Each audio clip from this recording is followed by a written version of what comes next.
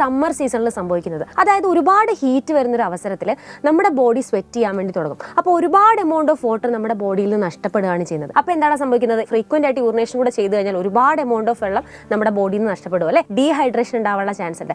അപ്പോൾ ആ ഒരു സമയത്താണ് നമ്മുടെ ബ്രെയിനിൽ നിന്ന് ADH എന്ന് പറഞ്ഞിട്ടുള്ള ആന്റി ഡയൂററ്റിക് ഹോർമോൺ അഥവാ വാസോപ്രസിൻ റിലീസ് ആവുന്നത്. എന്താണ് ADH അല്ലെങ്കിൽ ആന്റി ഡയൂറസിസ് കൊണ്ട് മീൻ ചെയ്യുന്നത്? ഡയൂറസിനെതിരെ പ്രവർത്തിക്കുന്നതാണ് ADH എന്ന് പറഞ്ഞിട്ടുള്ള ഒരു ഹോർമോൺ. അപ്പോൾ ഈ ഒരു ഹോർമോൺ വന്നു കഴിഞ്ഞാൽ നമ്മുടെ വാട്ടറിന്റെ റീഅബ്സോർപ്ഷൻ കൂട്ടുന്നു. അതായത് നമ്മുടെ യൂറിൻ ഫോർമേഷന്റെ 3 സ്റ്റെപ്സ് നിങ്ങൾ പഠിച്ചിട്ടുള്ളതാണ് അല്ലെ.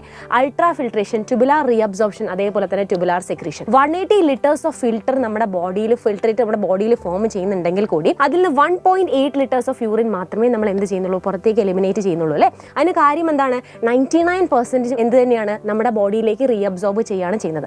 അപ്പോൾ ഇതൊക്കെയാണ് നമ്മുടെ സമ്മർ സീസണിൽ സംഭവിക്കുന്ന കാര്യങ്ങൾ. ഇനി നേരെ നമ്മൾ വിന്റർ സീസണിലേക്ക് വരുമ്പോൾ എന്താണ് സംഭവിക്കുന്നത്? അവിടെ നമ്മുടെ അറ്റ്മോസ്ഫിയർ നോക്കിക്കഴിഞ്ഞാൽ നല്ല കോൾഡ് ആണല്ലേ. അപ്പോൾ നമ്മൾ തീരെ എന്ത് ചെയ്യുന്നില്ല, സ്വെറ്റ് ചെയ്യുന്നില്ല. നമ്മുടെ ബോഡിയിൽ നിന്ന് പുറത്തേക്ക് പോകുന്ന വെള്ളത്തിന്റെ എമൗണ്ട് വളരെ കുറവാണ്. അപ്പോൾ ഈ ഒരു സമയത്ത് എന്താണ് സംഭവിക്കുന്നത്? നമ്മുടെ ബ്രെയിൻ റെസ്റ്റ് എടുക്കുകയാണ് അല്ലേ. അതായത് ADH പുറത്തേക്ക് റിലീസ് ചെയ്യുന്നില്ല. അങ്ങനെ ADHന്റെ അളവ് കുറയുമ്പോൾ എന്താണ് സംഭവിക്കുന്നത്? നമ്മുടെ ബോഡിയിൽ നിന്ന് വെള്ളത്തിന്റെ എമൗണ്ട് അല്ലെങ്കിൽ അതിന്റെ എലിമിനേഷന്റെ എമൗണ്ട് കൂടുകയാണ് ചെയ്യുന്നത്. അതുകൊണ്ടാണ് അവിടെ ഫ്രീക്വന്റ് യൂറിനേഷൻ നടക്കാൻ വേണ്ടി നമ്മളെ സഹായിക്കുന്നത്, അല്ലെങ്കിൽ ഫ്രീക്വന്റ് യൂറിനേഷൻ നടക്കുന്നത്. അപ്പോൾ ഇങ്ങനെയുള്ള ഒരുപാട് എക്സൈറ്റിംഗ് ആയിട്ടുള്ള കാര്യങ്ങൾ നമ്മുടെ ബാച്ചിൽ നമ്മൾ പഠിപ്പിക്കുന്നുണ്ട്. അപ്പം ഇൻട്രസ്റ്റഡ് ആയിട്ടുള്ള സ്റ്റുഡൻസ് ഉണ്ടെങ്കിൽ എത്രയും പെട്ടെന്ന് നമ്മുടെ ബാച്ചിൽ ജോയിൻ ചെയ്യുക. അടിപൊളിയായിട്ട് പഠിക്കുക. All the best.